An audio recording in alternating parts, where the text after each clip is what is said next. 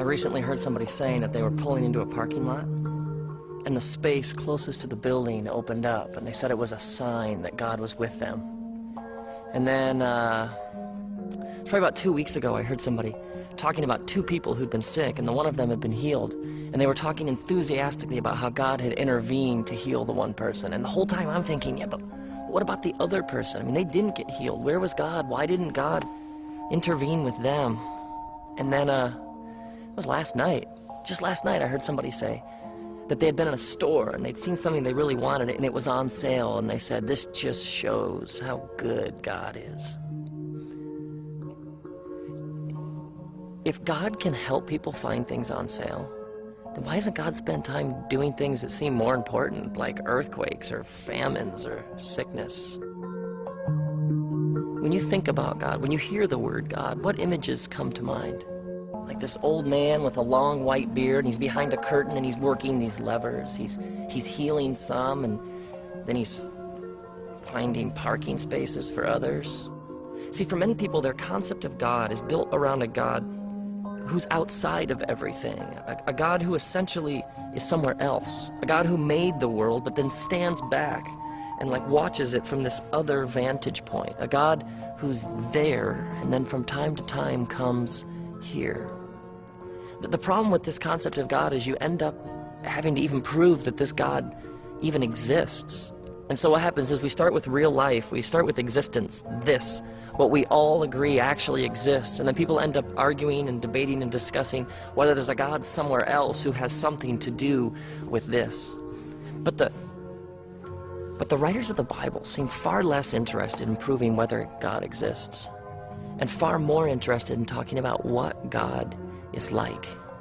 Like in the book of Exodus, a man named Moses wants to know God's name, and God responds, I am. And then later God reminds Moses that when Moses heard God's voice, he saw no shape or form. I mean, God is beyond anything our minds can comprehend. What's it mean to have a personal relationship with this kind of God? I mean, that's like hard to get your mind around. I mean, I believe that God listens and God cares and God's involved, but I find the whole relationship idea hard to comprehend. And then loving this kind of God, what does that look like? What does it mean? And how do you do it? And when I think of God, I hear a song. It's a song that moves me. It has a melody and it has a groove. It has a certain rhythm. And people have heard this song for thousands and thousands of years across continents and cultures and time periods. People have heard the song and they've found it captivating. And they've wanted to hear more.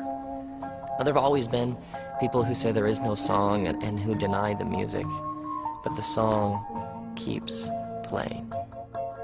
And so, Jesus came to show us how to live in tune with the song. Like that he's the way and the truth and the life. This isn't a statement about one religion being better than all the other religions. I mean, the last thing Jesus came to do was start a new religion. He came to show us reality at its most raw. He came to show us how things are. I mean, Jesus is like God and taking on flesh and blood, and so in his generosity and in his compassion, that's what God's like. In his telling of the truth, that's what God's like. In his love and forgiveness and sacrifice, that's what God's like. That's who God is. That's how the song goes.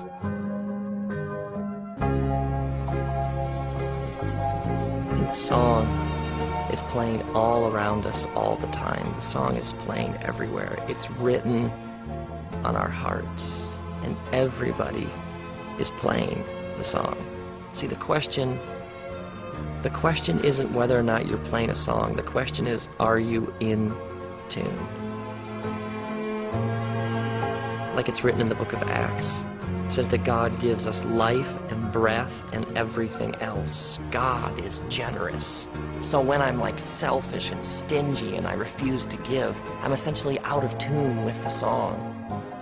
Later, in one of John's letters, he says that God is love. unrestrained, unconditional love. So when you see somebody sacrifice themselves for another, for the well-being of somebody else, it's like they're playing in the right key. That's why it's so inspiring and powerful. They're in tune with the song. Now, some people know all sorts of stuff about music. They know stuff about pitch and modes and keys and instruments, and so they can hear things that maybe other people don't. They hear subtlety and nuance in the song that other people might miss. They appreciate things others might miss, but it's also possible to be so caught up in the technical aspects of the song that you miss the simple, pure enjoyment of the song. I mean, there are people who talk as if they know everything about being a Christian, and yet they can seem way out of tune. And then there are others who would say they don't know much at all about the Christian faith, and yet they can seem very in tune with the song. And I've met lots of people who struggle with what it means to have a relationship with God, but they haven't lost faith and love and hope, and truth and compassion and justice and generosity.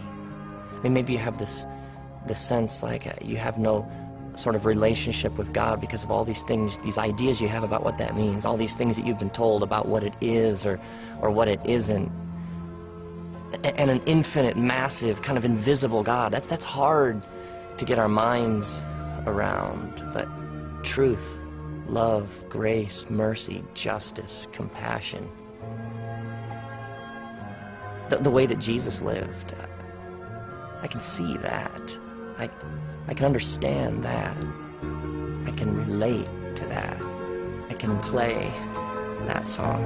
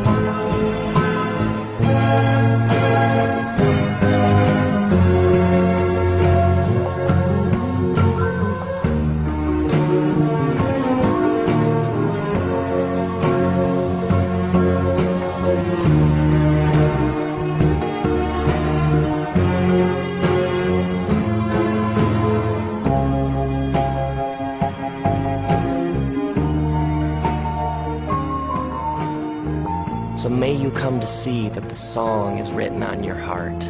And as you live in tune with the song, in tune with the creator of the universe, may you realize that you are in relationship with the living God.